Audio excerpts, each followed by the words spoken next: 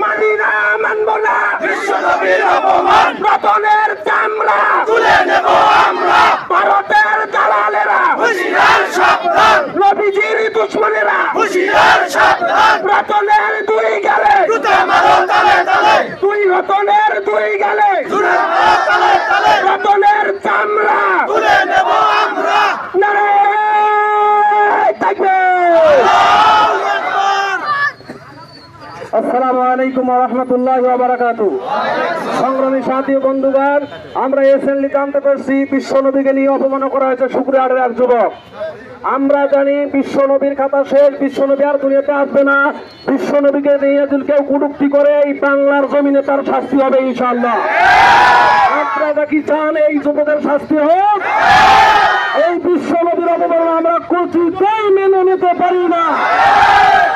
যত বড় নেতা হোক না কেন, যত বড় দলের কর্মী হোক না কেন, বিশ্বনবীকে অপমান করে খাটিয়ে তার শাস্তি হবে বাংলার মাটিতে হবে ইনশাআল্লাহ। আপনারা ধৈর্যশীল থাকবেন ইনশাআল্লাহ।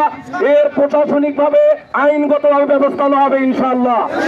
তারা এই বিশ্বনবীকে নিয়ে কটূক্তি করবে, ইতিপূর্বে যারা করেছিল যুগে যুগে বিশ্বনবীকে নিয়ে কটূক্তি করেছিল, এখনো সেই বিশ্বনবীর শত্রুরা এখনো বাংলাদেশে আছে, ঠিক না ঠিক? তারা এই বিশ্বনবীকে অন্য কোন লোকের সাথে তুলনা করবে, আমরা সে যত বড় নেতা হোক না কেন আমরা তাদের তার ধারা জবাব দেবো ইনশাআল্লাহ।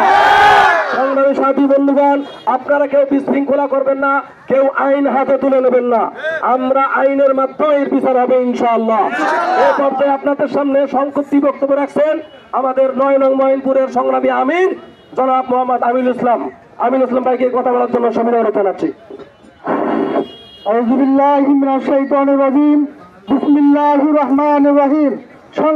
সংগ্রামী তৌহিদি জনতা, আসসালামু আলাইকুম ওয়া রাহমাতুল্লাহ। আপনারা অবগত আছেন আমাদের বিশ্বনবী হযরত মুহাম্মদ মুস্তাফা সাল্লাল্লাহু আলাইহি সাল্লামের নামের সাথে এক নেতার নামের ব্যঙ্গাত্মক করা হয়েছে। আমরা ভেবেছিলাম শুকরিয়াহাটে আমাদের গৌরবের, কিন্তু শুকরিয়াহাটের এক কুলঙ্গার, রতন নামে এক কুলঙ্গার শুকরিয়াহাটের আমাদের মাথা হেড করিতেছে সারা বিশ্বের কাছে। সে ফেসবুকে বিশ্বনবীর অপমান করেছে। আমরা এর অপমানের প্রতিবাদে বিক্ষোভ মিছিল করেছি, এটা প্রাথমিক ধাপ। আমরা প্রশাসনকে বলতে চাই, আগামী 24 ঘন্টার মধ্যে রতন নামক কুলঙ্গারকে আইনের আওতায় নিয়ে না আসলে আমরা আইন নিজের হাতে তুলে নিতে বাধ্য। আল্লাহ নিয়ে কোন দলাদলি করতে চাই না।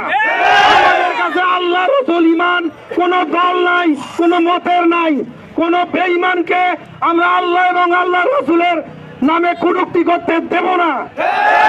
শুকরিয়াহাটের এই পবিত্র ভূমিতে সকল ইসলাম বিরোধী শক্তির মাটির নিচে পুঁতে ফেলা হবে। আমরা কোনদিন এইরকম জালেমের জিহ্বা টেনে ফেলতে পারি, কারণ আমাদের সারা বিশ্বের কাছে এই কুলঙ্গার অপমানিত, লাঞ্ছিত করেছে।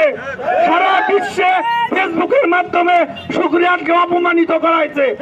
এই কুলঙ্গার আর যেন শুকরিয়াহাটের মাটিতে পদচারণা করতে না পারে।